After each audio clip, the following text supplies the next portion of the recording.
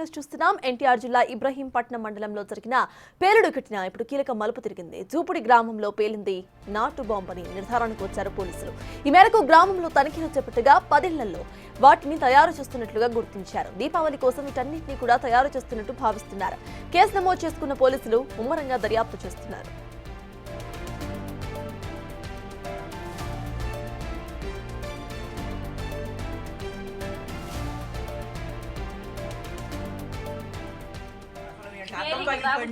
తీరా బాబు కాసేపు రై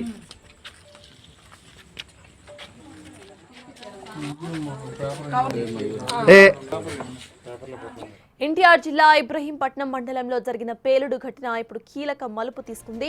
జూపుడి గ్రామంలో పేలింది నాటు బాంబు అని నిర్ధారణకు వచ్చారు పోలీసులు. ఈ మేరకు గ్రామంలో తనిఖీలు చేపట్టగా 10 ఇళ్లలో వాటిని తయారు చేస్తున్నట్టుగా గుర్తించారు. దీపావళి కోసం వీటన్నిటిని కూడా తయారు చేస్తున్నట్టు భావిస్తున్నారు. కేసు నమోదు చేసుకున్న పోలీసులు ముమ్మరంగా దర్యాప్తు చేస్తున్నారు. ఇక దీనికి సంబంధించిన పూర్తి అప్డేట్స్ మా ప్రతినిధి శివ అందిస్తారు. శివ, చెప్పండి. ప్రజెంట్ మనం చూస్తున్నాము అవి నాటు బాంబులు అన్నట్టుగా తేలినట్టు తెలుస్తోంది. ఇక 10 ఇళ్లలో ఈ నాటు బాంబులను తయారు చేస్తున్నట్టు తెలుస్తోంది. అసలు ఇక్కడ అప్డేట్స్ ఏంటి? పోలీసులు ఈ 10 ఇళ్ల యజమానులపై అసలు ఎటువంటి యాక్షన్స్ తీసుకోబోతున్నారు?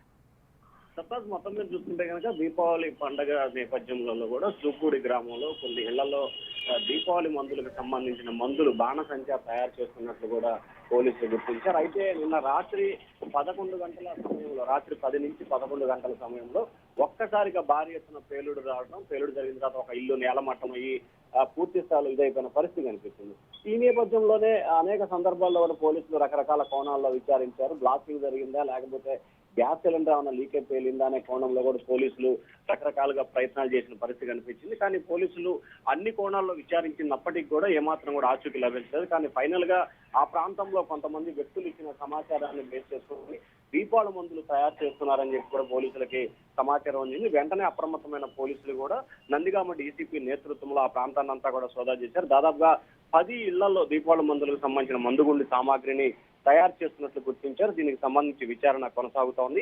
ఎటువంటి అనుమతులు లేకుండా కూడా దీపావళి మందులు తయారు చేస్తున్న వీరందరిపై కూడా క్రిమినల్ కేసులు తీసుకునేందుకు పోలీసులు సిద్ధమవుతున్నారు. ఈ రోజు మొత్తం కూడా ఆ గ్రామంలో జల్లెడబట్టే ప్రయత్నం చేస్తున్నారు. ఇంకా ఎవరెవరు మందులు తయారు చేస్తున్నారు, ఎవరెవరు దీంట్లో ఇన్వాల్వ్ అయి ఉన్నారు అనే కోణంలో పోలీసులు లోతుగా దర్యాప్తు చేస్తున్నారు. వీరందరిపై కూడా క్రిమినల్ కేసులు నమోదు చేసి అరెస్ట్ చేసి రిమాండ్ పంపే అవకాశాలు అయితే కనిపిస్తా ఉన్నాయి. సత్తాజ్. Right, thank you Shiva. మొత్తానికి ఇటు అక్కడ జరిగింది మొత్తం కూడా నాటు బాంబు పేలడం వల్లే అంటూ కూడా కీలకంగా ఇటు పోలీసులు గుర్తించారు. మొత్తం 10 ఇళ్లలో ఈ నాటు బాంబు తయారీ జరుగుతున్నట్టుగా పోలీసులు గుర్తించారు. అయితే వీళ్ళకి సంబంధించి పూర్తి అప్డేట్స్ కి సంబంధించి ఆయన ఇప్పటికే పోలీసులు తగు యాక్షన్స్ తీసుకునే అవకాశం కూడా కనిపిస్తోంది. ఎవరైతే నాటు బాంబులు తయారు చేస్తున్నారో వాళ్ళ మీద కఠిన చర్యలు తీసుకుంటామని ఇప్పటికే హెచ్చరించారు.